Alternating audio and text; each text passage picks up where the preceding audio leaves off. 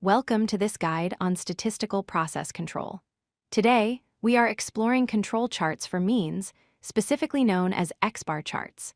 This tool is fundamental for monitoring the center of a process to ensure it remains stable and predictable over time. First, let us define what a control chart actually is.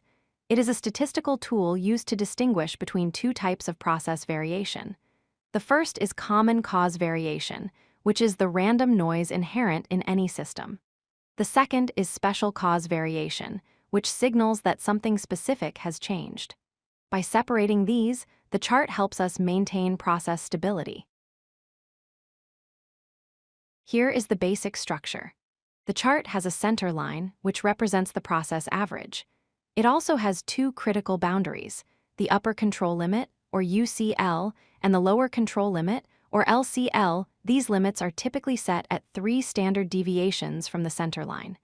Points plotted within these limits usually indicate a stable process. The X-bar chart is unique because it does not track individual measurements. Instead, we take a small subgroup of parts, for example, 5 items, measured at the same time. We then calculate the average of that subgroup. This average is denoted mathematically as X-bar. Plotting averages helps smooth out random noise and makes the chart more sensitive to shifts in the process mean. Why do we focus on the mean? Because the mean represents the process center. If the process is stable, the bell curve stays centered on the target. However, if the mean shifts, as shown on the right, the entire process distribution moves. This could lead to defects. The X-bar chart is designed specifically to detect these shifts as early as possible. To set up the chart, we need to calculate the limits.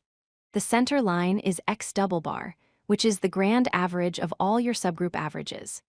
The upper and lower control limits are calculated using this grand average plus or minus a factor derived from the process range. We often use a constant called a 2, which depends on your subgroup size, multiplied by the average range, R-bar. Once the chart is running, how do we read it?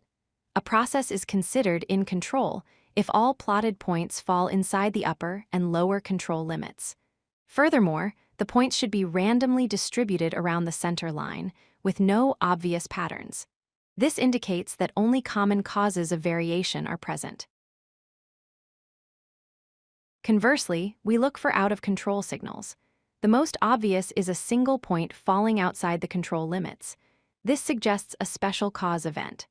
Another strong signal is a trend or a run, such as 7 consecutive points falling on one side of the center line. These patterns tell us the process has shifted and needs investigation. Understanding the difference between cause types is crucial.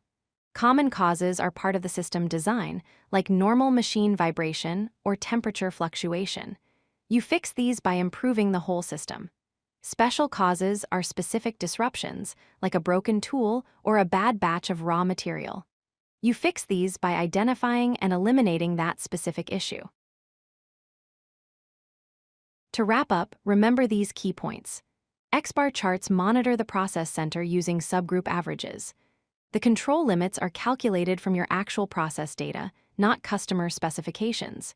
If points stay within limits randomly, the process is stable. If they go outside or show patterns, you have a special cause to investigate. If you like this video, hit that like button and don't forget to subscribe. Visit codelucky.com for more such useful content.